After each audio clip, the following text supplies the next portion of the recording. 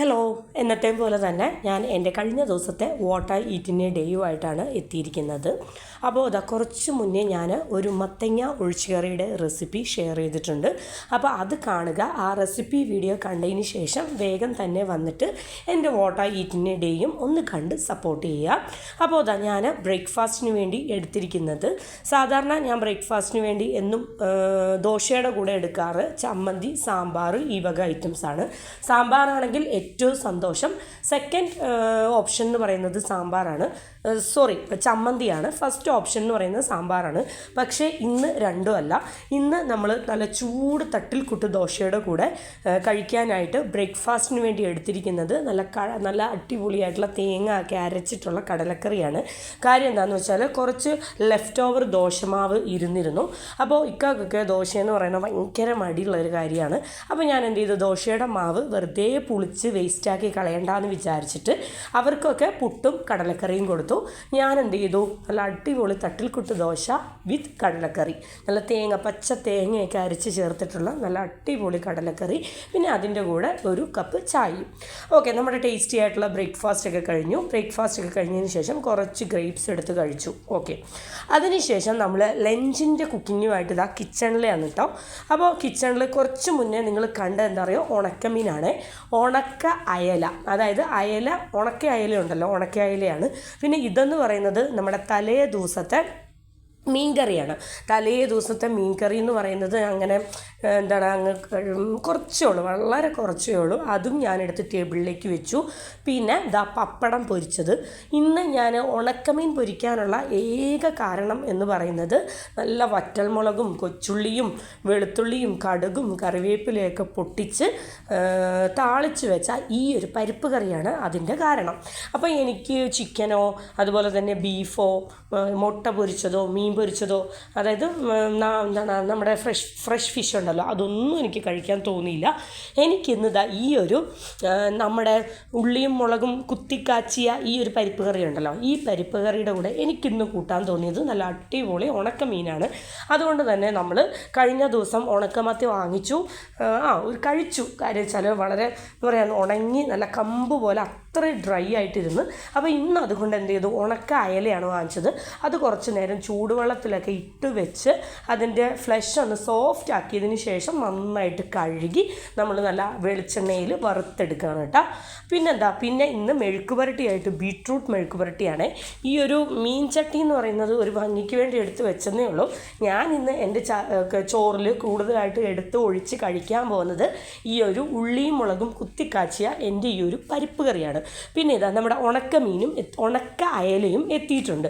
ഒരുപാടൊന്നും ഇല്ല കേട്ടോ, ഒരു അയല എടുത്തിട്ട് അത് 3-4 സ്മോൾ പീസസ് ആയിട്ട് കട്ട് ചെയ്തിട്ട് അപ്പോൾ ഇന്ന് പൊരിച്ചെങ്കിൽ അത് നമുക്ക് ഇന്നും നാളെയും ഒക്കെ യൂസ് ചെയ്യാമല്ലോ. അപ്പോൾ പുറത്ത് വെച്ചാലും ഉണക്കമീനല്ലേ, ചീത്തയാവത്തില്ലല്ലോ.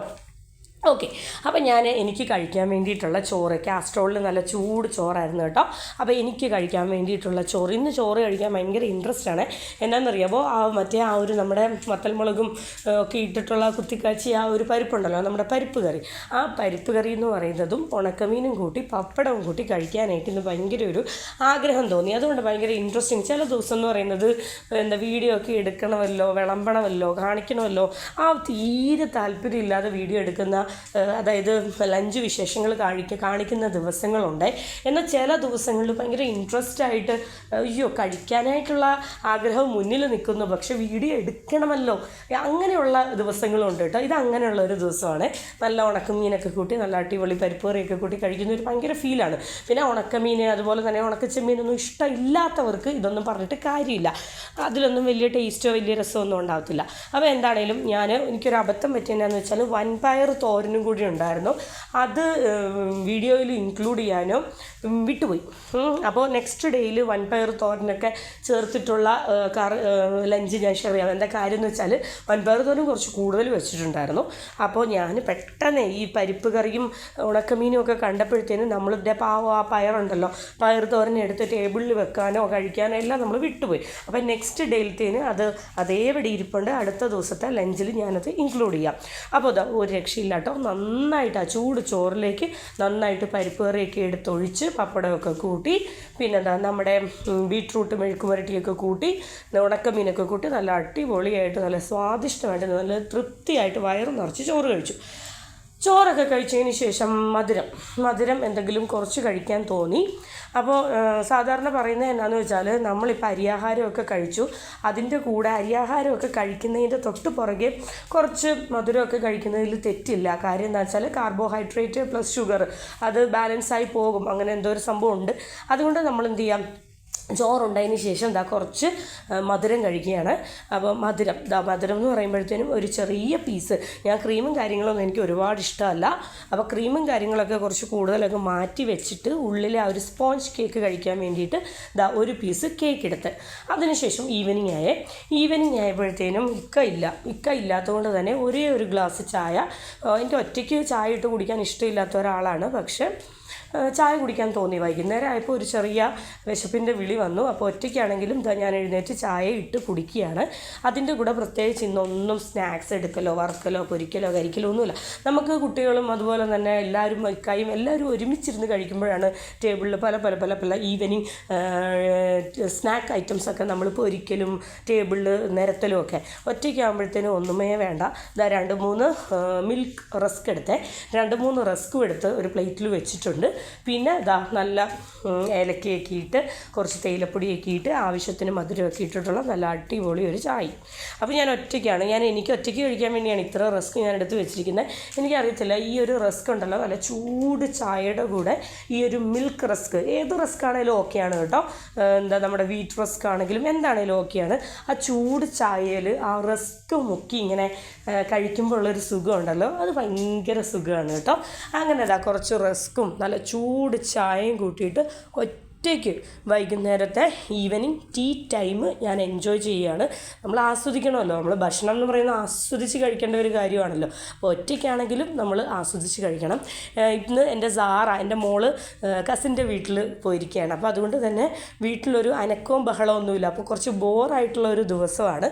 അവളുണ്ടെങ്കിൽ വീടിൻ്റെ അകത്ത് ഭയങ്കര ഓരോ ഒച്ചയും അനക്കവും, വീടെപ്പോഴും ഒരു ഓണായിട്ടിരിക്കുന്ന സമയമാണ്. പിന്നെ രാത്രിത്തെ നമ്മുടെ ഡിന്നർ കാണാം. രാത്രി നമ്മൾ ഡിന്നറിന് വേണ്ടിയിട്ട് ഉള്ളിയൊക്കെ ഇട്ട്, ഉള്ളിയും അതുപോലെ തന്നെ കറിവേപ്പിലേക്ക് ഇട്ട് കുറച്ച് പൊടികളൊക്കെ ഇട്ട് സ്പൈസസ് ഒക്കെ ഇട്ട് മുട്ട റോസ്റ്റ് ചെയ്തെടുത്തു.